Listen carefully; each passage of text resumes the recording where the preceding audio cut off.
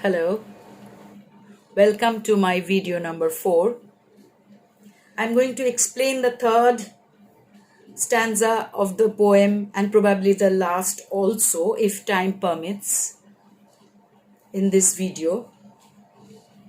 You must be remembering that I have already told you about the first two stanzas and I've explained you about the justification of the title of the poem.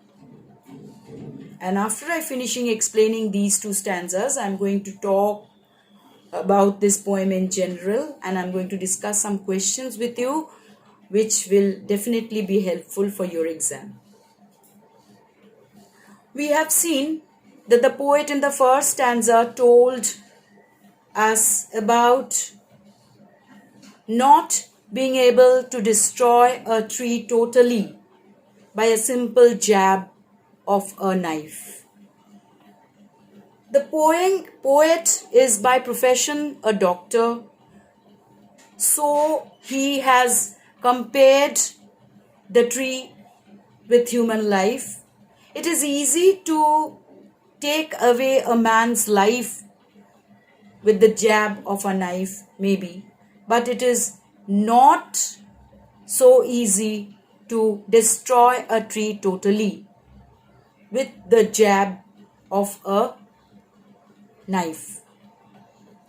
Cutting a tree is very, very difficult according to the poet, and it is difficult because the survival strength of a tree, the survival power of a tree is very, very high. So, in spite of cutting the tree into pieces, in spite of cutting the tree into very, very smaller pieces, despite chopping and hacking it, it did not give up its life. It still survives. It still survived. Now, how can it be destroyed totally? The poet mentions the main part of a tree's life lies in its root. No, the root is to be pulled out. Let me tell you in Bengali. এর আগে আমরা দেখেছি গাছটিকে বা গাছকে ছুরির আঘাতে বা অন্য কোনো অস্ত্রের আঘাতে টুকরো করে কেটে পুচিয়ে কেটে গাছটির কিন্তু ধ্বংস করা যায়নি। কবি বলছেন the root is to be pulled out, অর্থাৎ গাছটিকে শিকড় থেকে উপড়ে ফেলতে হবে। শিকড় থেকে গাছটিকে উপড়ে ফেললে তবে হয়তো কিছু করা যাবে। The root is to be pulled out of the anchoring earth. গাছ তার শিকড় দিয়ে মাটিকে সমস্ত শক্তি দিয়ে ধরে রাখে।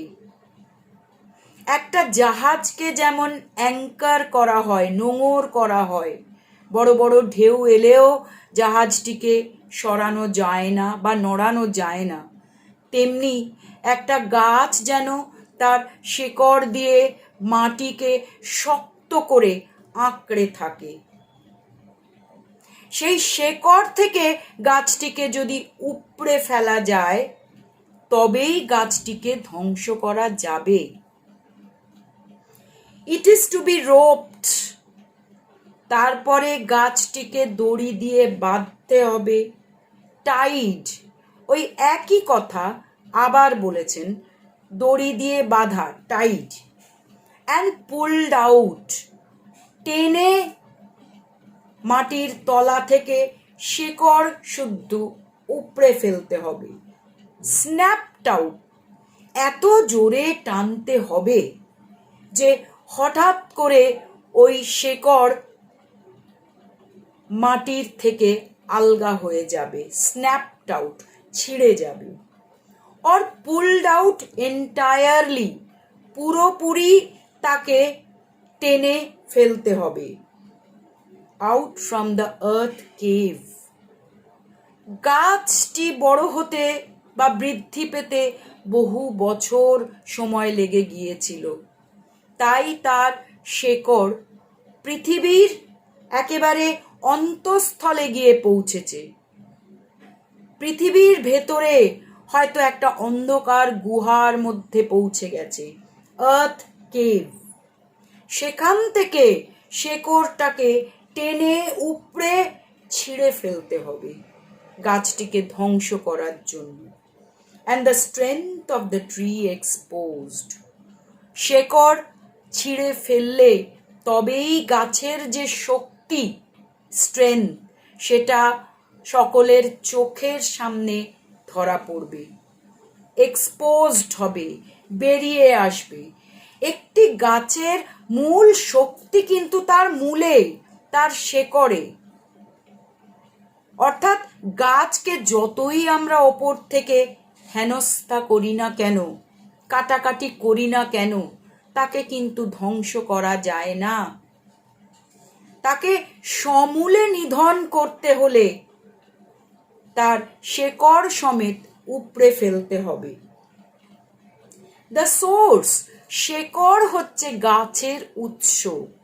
এই শেকড়ের সাহায্যেই গাছ পৃথিবী থেকে, মাটি থেকে তার প্রয়োজনীয় পুষ্টি বা খাদ্য সংগ্রহ করে। এই শেকড়, দ্য সোর্স, উৎস, হোয়াইট অ্যান্ড ওয়েট। আমরা জানি শেকড় কিন্তু সাদা রঙের হয়, তার গায়ে হয়তো অনেক মাটি লেগে থাকে, তাই একটু কালচে দেখায়। আর এই শেকড়ের জায়গাটা ভিজে ভিজে থাকে। গাছ মাটির থেকে তার যে প্রাণ শক্তি, যে রস, প্রাণ রস শোষণ করে, সেই জলীয় পদার্থের জন্যই গাছের শেকড়ের অংশটা ওয়েট বা ভিজে থাকে, সিক্ত থাকে। দ্য মোস্ট সেন্সিটিভ, এই গাছের অংশটাই হচ্ছে গাছের সবচেয়ে বেশি সংবেদনশীল অংশ। এখানেই তার প্রাণ শক্তি থাকে। গাছের উপরটা আমরা নানাভাবে আঘাত করে দেখেছি, তাতে কিন্তু গাছের প্রাণ নিয়ে নেওয়া যায় না। দ্য মোস্ট সেন্সিটিভ, এই সংবেদনশীল যে গাছের অংশ, দ্য রুটস, শেকড়, হিডেন, এটা মাটির তলায় লুকিয়ে থাকে।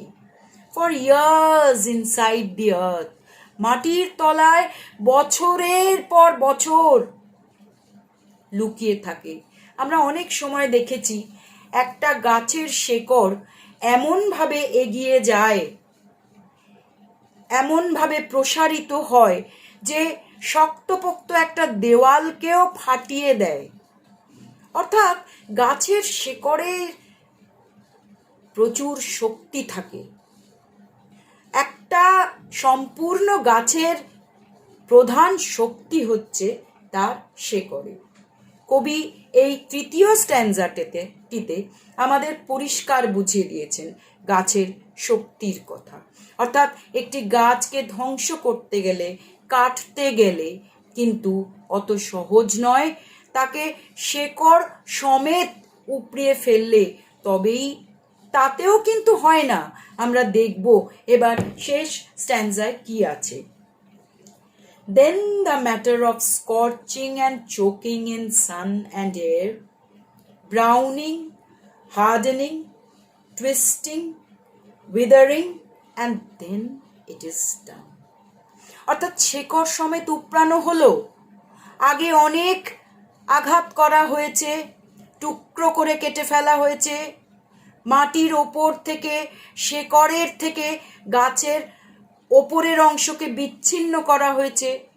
গাছের প্রাণ কিন্তু তখনও রয়েছে। এইবার শেকড় সমেত তাকে উপড়ে ফেলা হলো, তাতেও কিন্তু গাছ পুরোপুরি ধ্বংস হলো না। এইবার কি হচ্ছে না, গাছের যে অংশকে কাটা হয়েছে, শেকড় সমেত উপড়ে ফেলা হয়েছে, তাকে পৃথিবী বক্ষে সে শায়িত আছে, সে এখন সূর্যের প্রখর তাপে স্কর্চিং ঝলসে যাচ্ছে, দগ্ধে যাচ্ছে, পুড়ে যাচ্ছে, চোকিং। আর তো তার খাবার বা পুষ্টি সংগ্রহ করার কোনো উপায় নেই, কারণ শেকড় থেকে তাকে উপড়ে ফেলা হয়েছে, তাকে মাটির থেকে বিচ্ছিন্ন করা হয়েছে।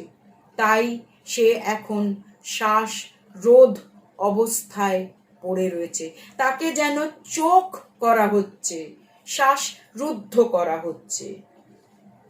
কোথায় রয়েছে? প্রখর রোদের তাপে সে পড়ে রয়েছে, ইন সান অ্যান্ড এয়ার। বাতাস তাকে যেন বিনষ্ট করে দিচ্ছে। ব্রাউনিং, তার গাছের যে অরিজিনাল কালার, রং, সেটা নষ্ট হয়ে গাছ বাদামি রং ধারণ করছে। কবি একজন ডাক্তার ছিলেন, প্রতিনিয়ত মানুষের দেহের সাথে গাছকে তুলনা করেছেন। আমরা দেখেছি মানুষের দেহ যেমন মৃত্যুর পর রং পাল্টায়, এই গাছেরও যখন তাকে শেকড় থেকে উপড়ে নেওয়া হলো, সে তার রং পাল্টে বাদামি রং হয়ে যাচ্ছে। হার্ডেনিং, শক্ত হয়ে যাচ্ছে। গাছের যে অংশ কেটে ফেলা হয়েছে বা গাছটিকে যে উপড়ে ফেলা হয়েছে, সেই গাছটি তার সতেজতা নষ্ট হয়ে যাচ্ছে, তার সমস্ত অংশ হার্ডেনিং, শক্ত হয়ে যাচ্ছে। টুইস্টিং, বেঁকে যাচ্ছে। উইদারিং, পাতা, ছাল সব আস্তে আস্তে খসে পড়ছে। And then it is done. আর অবশেষে গাছটি ধীরে ধীরে ধীরে ধীরে মৃত্যুর কোলে ঢলে পড়ছে, অর্থাৎ গাছটিকে সম্পূর্ণভাবে ধ্বংস করা হলো। তাহলে আমরা কি দেখলাম? What have we seen in the poem? That the poet has very artistically, using different types of expressions and words, explained how difficult it is to destroy a tree, to kill a tree.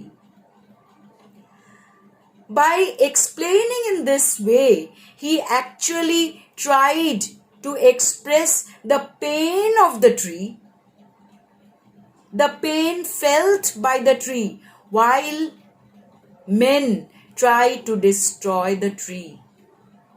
And this pain of the tree is little by little transferred to the mind of the readers.